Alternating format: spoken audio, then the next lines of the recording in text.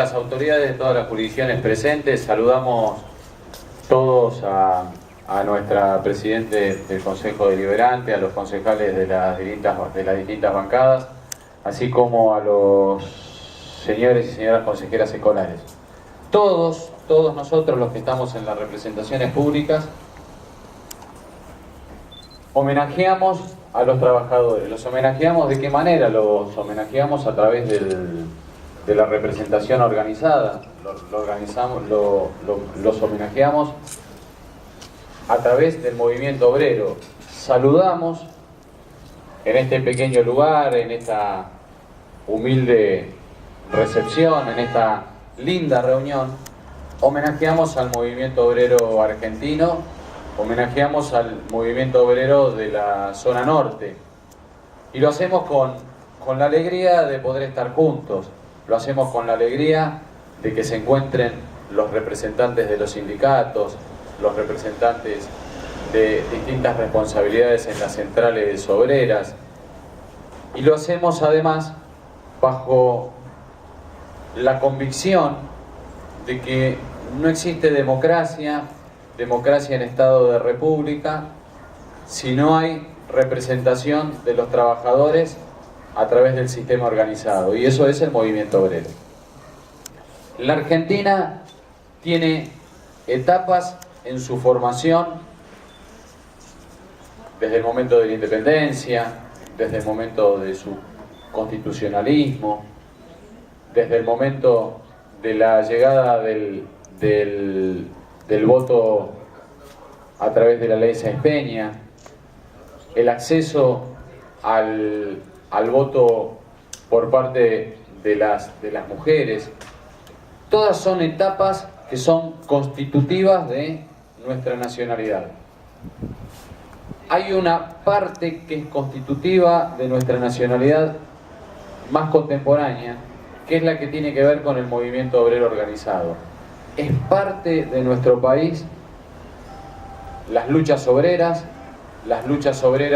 por las mejores condiciones de vida de la sociedad, las mejores condiciones de vida de los trabajadores, que encuentran un 1 de mayo con una fecha dada, que es una fecha internacional. Nuestro movimiento obrero además pertenece a la organización internacional que reúne a todas las centrales obreras del mundo, y además la Argentina es fuerte participante en ese ciclo y en esa evolución mundial por mejores condiciones de vida para los trabajadores. Así que nosotros lo que hacemos desde la política es homenajearlos. Nosotros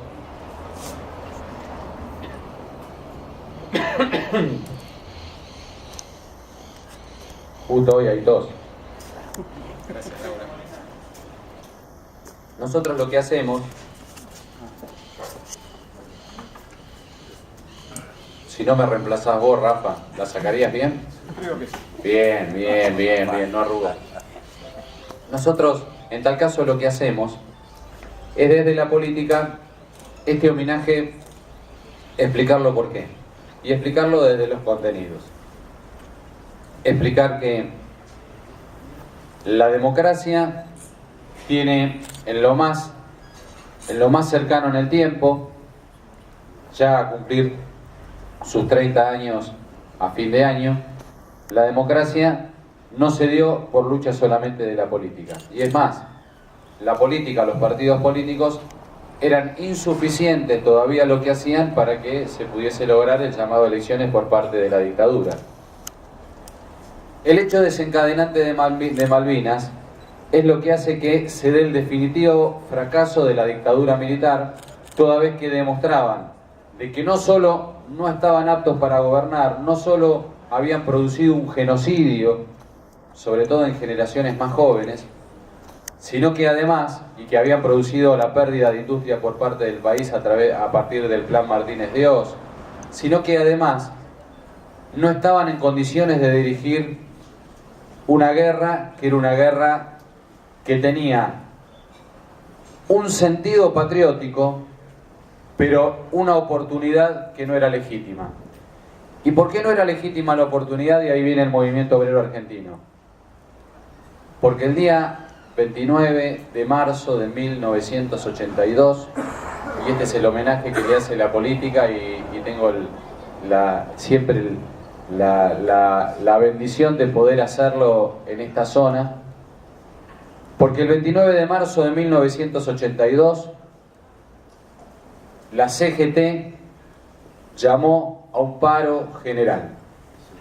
Llamó a un paro general en el momento donde todavía disponían de las armas de las fuerzas de seguridad, disponían de la ley para ellos, disponían de las actas del proceso de reorganización nacional, que quería decir que en nombre de una supuesta revolución podían hacer lo que querían. Y en el medio de esas condiciones llamaron a un paro general para la normalización del movimiento obrero, que se levantaran las intervenciones en los gremios. Los gremios estaban intervenidos y los interventores eran o militares retirados o personas allegadas a esos militares. Y también lo hacían en las mutuales. El otro punto por el cual se llamaba el paro general era para la recomposición salarial y para que se levantara la política económica que estaba produciendo la pérdida del aparato productivo del país. Y el tercer punto, que es el de mayor grandeza, decía, para que se llame a elecciones generales en toda la República Argentina. Estamos hablando de un paro general con esos tres postulados tan fuertes y además con el llamado a elecciones, y que se hacía cuando todavía los militares tenían la totalidad del poder. ¿Y qué produjo eso? Produjo una movilización maravillosa. Yo tenía escasos años y recién estaba en mi primer año de la facultad. Y si bien me había interesado mucho por la política y me capacitaba y demás, pocas veces había podido ir a actos toda vez que la política no estaba permitida, menos aún ir a un acto masivo. Y entonces pude ver la represión que los militares obligan a la Policía Federal a llevar adelante, además de las otras fuerzas de seguridad. Y fue una represión terrible, fue una represión en la búsqueda de cada uno de los ciudadanos que podía estar en una vereda de las calles adyacentes a esos lugares, donde los cazaban y los golpeaban. Y después los llevaban detenidos. Y así todos los sindicatos y todos los que creíamos en la política y todos los que eran nuestras primeras veces de poder estar en las calles, tuvimos una alegría enorme de haber podido estar. Naturalmente que la CGT tenía una formación fuertísimamente peronista, como lo es hoy, pero nosotros sentíamos que cualquiera fuese nuestro origen en el campo popular, debíamos estar ahí.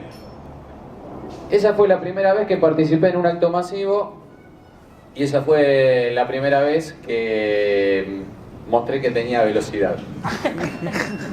Porque no pudimos, los que veníamos de la facultad en ese momento, no pudimos ser detenidos.